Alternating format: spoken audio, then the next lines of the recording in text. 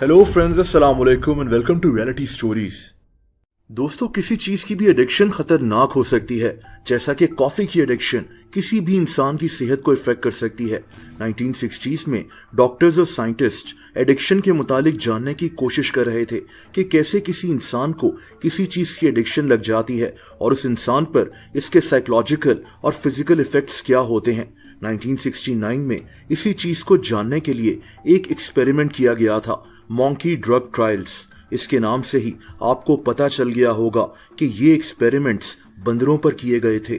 बंदरों को मुख्तलिफ किस्म के ड्रग्स देकर ये जानने की कोशिश की गई कि कैसे इन बंदरों को इस नशे की लत पड़ सकती है, एडिक्शन हो सकती है, और कैसे इनका बिहेवियर इस एडिक्शन की वजह से चेंज हो जाएगा। ये एक कंट्रोवर्शियल एक्सपेरिमेंट था जिसमें बंदरों को ड्रग्स दिए गए थे, इसीलिए आज इस एक्सपेरिमेंट को एथिक्स के खिलाफ माना जाता है। ये कहानी 1928 से शुरू होती है, जब यूनिवर्सिटी ऑफ शिकागो में एक लड़का मॉरिस सीवर पढ़ाई कर रहा था। ये यहाँ फार्माकोलॉजी में डॉक्टरेट कर रहा था। इसी दौरान सीवर को एडिक्शंस के मुतालिक जानने का शौक पैदा हो गया। खास तौर पर जब इंसान को ड्रग्स की एडिक्शन लग जाए तो उसके जहन और बॉडी पर इसका क्या असर होता है। सीवर्स ने ड्रग एडिक्शन के ऊपर पेपर्स लिखना शुरू कर दिए। ये उसी वक्त से जानवरों पर ऐसे एक्सपेरिमेंट्स करना शुरू हो गया था, कुत्तों पर, बिल्लियों पर, चूहों पर और बंदरों पर भी। दोस्तों, सीवर इन जानवरों को रोजाना ड्रग की एक डोज देता था, लेकिन इसके कुछ खास रिजल्ट्स सामने नहीं आ रहे थे। वक्त गुजरता गया, लेकिन साइंटिफिक कम्युनिटी में सीवर की रिसर्च को इतना सीरियस नहीं लिया जा रहा था। लेकिन सीवर अभी भी बज़िद था कि ये एडिक्शन के ऊपर एक ऐसी रिसर्च कर रहेगा जिसे दुनिया मानेगी। और तभी 1950s में सीवर ने अपना काम करने का मेथड चेंज कर लिया। दोस्तों, इस आदमी ने अब इन जानवरों को दिन में ड्रग्स की कई डोजेस देना शुरू कर दी। पहले ये जानवरों को एक दिन में ड्रग की एक डोज दिया करता था। इसके जहन में यह था कि जानवरों को उसी तरह से ड्रग्स की डोजेस दी जाएं जैसे इंसान ड्रग्स लेते हैं। और यहीं से इसके जहन में एक और प्लान बना।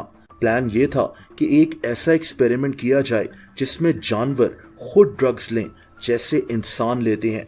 इसके लिए इसने बंदरों का इंतखाब किया। दोस्तों, इस एक्सपेरिमेंट के लिए दो और साइंटिस्ट इसका साथ देने के लिए रेडी हो गए, जेराल्ड डियानियो और टॉमो यूनोगीता। इस एक्सपेरिमेंट को करने के लिए इन तीनों साइंटिस्ट ने अमेरिका की मिशिगन यूनिवर्सिटी को चूज किया। इन्होंने प्लान बनाया कि बंदरों को मॉर्फिन, कोकेन, एथनॉल और कैफीन वगैरह की एडिक्शन लगाई जाएगी। इसके बाद देखा जाएगा कि ये बंदर खुद शौक से ये ड्रग्स लेते हैं कि नहीं, यानी साइकोलॉजिकली क्या ये इन ड्रग्स पर डिपेंडेंट हो चुके हैं कि नहीं। दोस्तों, जिन बंदरों को इस एक्सपेरिमेंट के लिए चूज किया गया था, इनको एक खास किस्म के पिंजरे में रखा गया था। ये पिंजरे 3 फीट ऊंचे थे, 30 इंचेस चौड़े थे और 26 इंचेस लंबे थे। इन पिंजरों के नीचे वेस्ट फेंकने का भी इंतजाम किया गया था। हर 4 घंटे के बाद इन पिंजरों से खुद ब खुद इन बंदरों का वेस्ट निकल जाया करता था। इन पिंजरों के साथ 2 टैंक से भी लगे हुए थे। एक टैंक में ड्रग्स भरे होते थे और एक टैंक खाली था। इन टैंक्स के साथ 2 स्विचेस लगा दिए गए थे, जिनको दबाने से टैंक से ड्रग्स बंदरों के अंदर चली जाती थी। इन दोनों टैंक से एक ट्यूब बंदरों की नब्ज में इंजेक्ट कर दी गई थी। दोस्तों, अब एक टैंक में तो ड्रग्स थी, लेकिन एक टैंक खाली क्यों था? ये खाली टैंक इसलिए लगाया गया था कि ये देखा जाए कि कहीं बंदर सिर्फ उन स्विचेस के साथ तो खेल नहीं रहे और इसी चक्कर में गलती से ड्रग्स ले रहे हों। इस खाली टैंक के स्विच को दबाने से भी वैसी ही आवाज आती थी जैसे ड्रग्स के टैंक से ड्रग्स लेते हुए आवाज आती थी।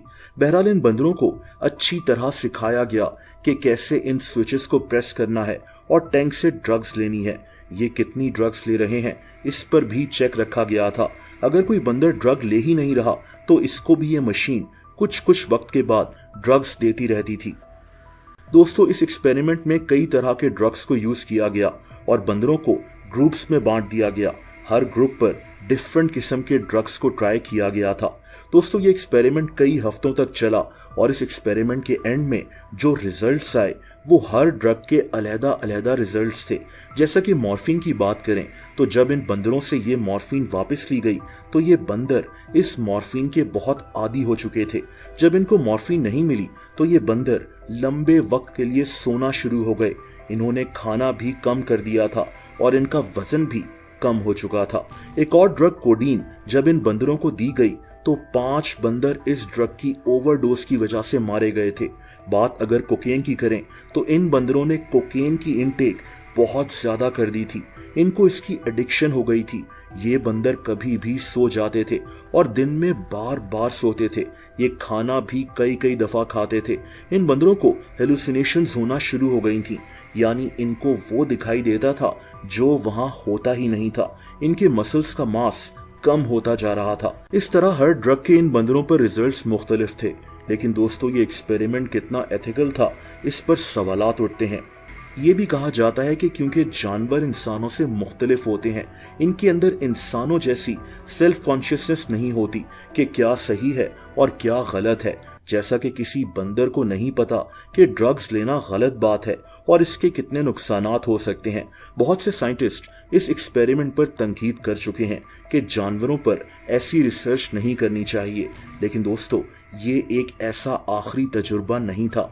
इसके बाद भी ऐसे एक्सपेरिमेंट्स के लिए बंदरों और चूहों को यूज किया जाना नॉर्मल सी बात हुआ करती थी। लेकिन बहरहाल इस मॉन्की ड्रग एक्सपेरिमेंट का इम्पैक्ट काफी ज्यादा पड़ा था।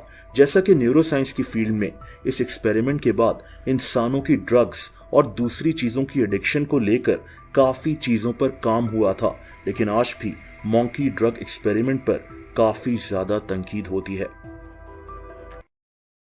दोस्तों अगर आप मुझे इंस्टाग्राम पर फॉलो करना चाहें तो उसका लिंक नीचे डिस्क्रिप्शन में मौजूद है।